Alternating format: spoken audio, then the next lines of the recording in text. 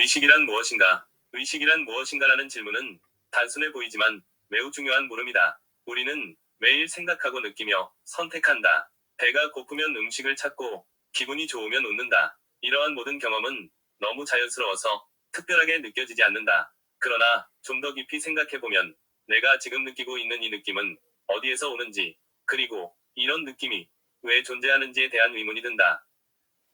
우선 의식이란 내가 무엇을 느끼고 있는지를 알아차리는 상태이다. 뜨거운 커피를 마실 때 뜨겁다고 느끼는 것, 또는 음악을 들으며 좋다고 느끼는 경험이 바로 의식이다.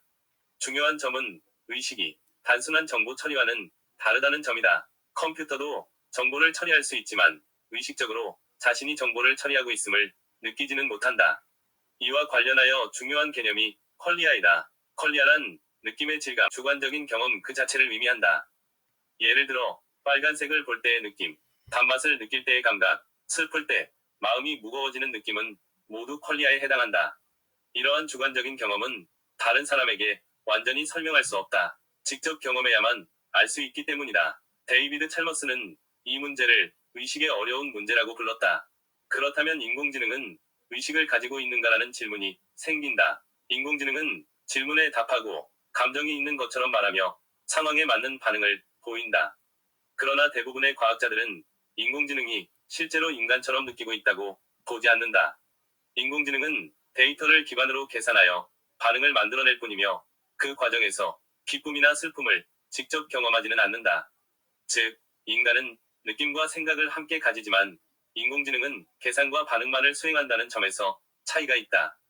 다만 미래에는 이 경계가 달라질 가능성도 있어 이 문제는 여전히 논쟁 중이다. 또 다른 질문은 박테리아와 같은 아주 작은 생물도 의식을 가지고 있는가이다.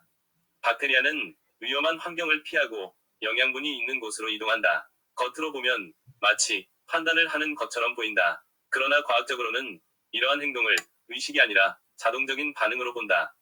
신경계가 없고 경험을 느낄 수 있는 구조도 없기 때문이다. 자극에 따라 일정한 방식으로 반응하는 기계적인 과정으로 이해된다. 그러나 일부 학자들은 이들에게도 아주 미세한 형태의 의식이 존재할 가능성도 제기한다. 현재 과학계에서 논의 중인 의식에 대한 세 가지 관점을 비교해 본다. 첫 번째는 의식이 뇌에서 만들어진다는 입장이다. 이 관점에 따르면 뇌의 신경세포들이 매우 복잡하게 작용할 때 의식이 나타난다. 마치 수증기가 생기는 것처럼 뇌가 일정 수준 이상으로 작동하면 의식이 생겨난다고 보는 시각이다. 이 이론은 과학적 연구와 잘 맞고 실험적으로도 많은 부분이 확인된다. 그러나 왜 그러한 과정이 주관적인 느낌을 만들어내는지에 대해서는 충분히 설명하지 못한다.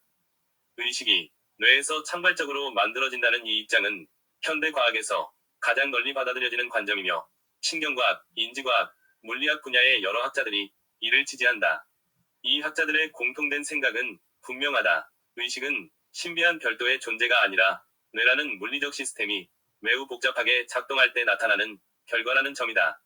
다만 그 구체적인 방식, 어떤 구조와 과정이 의식을 만들어내는지는 아직 완전히 밝혀지지 않았다. 이 점에 대해서는 연구가 계속 진행 중이다. 이 관점을 지지하는 대표적인 학자들의 의견은 다음과 같다. 데니얼 데니슨, 의식을 특별한 실체로 보지 않고 뇌의 정보 처리 과정에서 나타나는 착각에 가까운 현상으로 설명한다. 우리가 느끼는 통일된 자아도 실제로는 여러 층의 뇌 과정이 만들어낸 결과라고 본다. 그는 의식을 가능한 한 과학적으로 설명한다. 패트리샤 처칠랜드는 철학과 신경과학을 결합한 연구를 통해 의식과 마음을 철저히 뇌의 작용으로 설명해야 한다고 주장한다. 감정, 도덕, 의사결정까지 모두 신경세포의 활동에서 비롯된다고 본다. 또한 크리스토프 코우는 의식을 뇌의 특정한 정보 통합 과정에서 나타나는 현상으로 본다. 그는 의식을 측정하고 설명하려는 실험적 접근을 강조하며 뇌의 구조와 기능을 통해 의식의 수준을 이해할 수 있다고 본다. 스타니슬라스 덴 역시 전역 작업 공간 이론을 통해 의식은 뇌의 여러 영역에서 정보가 널리 공유될 때 발생한다고 설명한다. 즉, 정보가 뇌 전체로 방송되듯 퍼질 때 우리는 그것을 의식하게 된다는 것이다. 그리고 안토니오 다마지오는 의식이 단순한 사고가 아니라 몸의 상태와 깊이 연결되어 있다고 본다. 그는 감정과 신체 감각이 결합되면서 자아의식이 형성된다고 설명한다. 두 번째는 의식이 우주의 기본 성질이라는 입장이다. 데이비드 찰머스가 대표적이다. 이 관점에서는 의식을 전기력이나 중력처럼 우주의 근본적인 요소로 본다. 즉, 의식은 물질이나 뇌에서 만들어진 것이 아니라 처음부터 우주에 존재하는 성질이다. 인간의 의식은 이러한 기본적인 의식 요소들이 복잡하게 결합된 결과로 이해된다. 이 입장은 느낌의 존재를 자연스럽게 설명하지만 작은 의식들이 어떻게 하나의 통합된 경험으로 이어지는지는 여전히 설명하기 어렵다. 세 번째는 우주 자체가 하나의 거대한 의식이라는 관점이다. 에르빈 슈레딩거와 윌리엄 제임스가 이러한 생각을 제시하였다. 이 입장에서는 의식이 하나의 근원적인 실제이며 인간은 그것을 받아들이는 존재로 이해된다. 흔히 뇌를 라디오, 의식을 우주에서 보내는 전파에 비유한다. 라디오가 꺼져도 전파가 사라지지 않듯이 뇌가 작동을 멈추더라도 우주적인 의식 자체는 사라지지 않을 수 있다는 생각이다. 이 관점은 인간 경험의 통일성을 설명하는 데는 장점이 있지만 과학적으로 검증하기 어렵다는 한계를 지닌다. 네 번째로, 여기서 한 걸음 더 나아가 양자물리학과 의식의 관계에 대한 흥미로운 논의를 살펴볼 수 있다.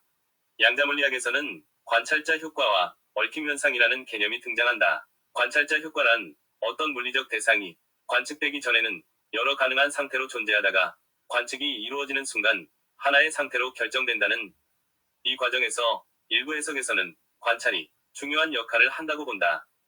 이 점 때문에 일부 학자들은 의식이 현실을 결정하는 데 관여하는 것이 아닌가 하는 질문을 제기한다.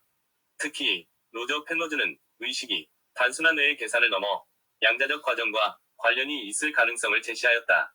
그는 뇌 내부의 미세한 구조에서 일어나는 양자 현상이 의식과 연결될 수 있다고 보았다. 또한 얽힘 현상은 두 입자가 멀리 떨어져 있어도 서로 즉각적으로 연결된 것처럼 행동하는 현상이다. 이 현상은 우주가 단순히 분리된 개체들의 집합이 아니라 깊은 수준에서 서로 연결되어 있을 가능성을 보여준다. 이러한 특성 때문에 일부에서는 의식 또한 개별적인 것이 아니라 우주 전체와 연결된 현상일 수 있다고 해석하기도 한다. 그러나 중요한 점은 이러한 해석이 아직 과학적으로 확정된 사실은 아니라는 점이다.